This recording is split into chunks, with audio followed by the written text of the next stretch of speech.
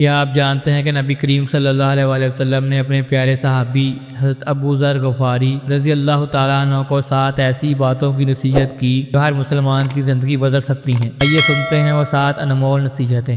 رسول اللہ صلی اللہ علیہ وسلم نے فرمایا، مسکینوں سے محبت کرو اور ان کے قریب رہو، کیونکہ ان کے ساتھ رہ کر دل میں عاجزی پیدا ہوتی ہے اور اللہ کا قرب نصیب ہوتا ہے۔ نبی پاک صلی اللہ علیہ وسلم نے فرمایا، ہمیشہ ان لوگوں کی طرف دیکھو جو تم سے کم دنیا رکھتے ہیں، اور ان کی طرف نہ دیکھو جن کے پاس زیادہ مال و دولت ہے، ایسا کرنے سے تم شکر گزار بنو گے۔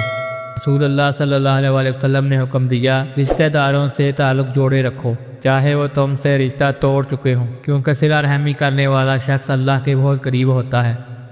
آپ صلی اللہ علیہ وسلم نے فرمایا، کسی سے کوئی چیز مت مانگو، جو کچھ چاہیے اللہ سے مانگو، کیونکہ جو اللہ پر بھروسہ کرتا ہے وہ کبھی خالی نہیں رہتا۔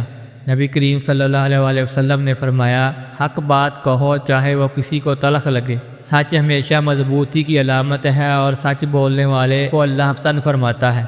آپ صلی اللہ علیہ وسلم نے فرمایا، اللہ کی راہ میں کسی کی تنقید سے مت ڈرو، جو حق پر ہو وہ کسی کی پرواہ نہیں کرتا، اللہ اس کے ساتھ ہوتا ہے جو حق کے لیے کھڑا ہو جاتا ہے۔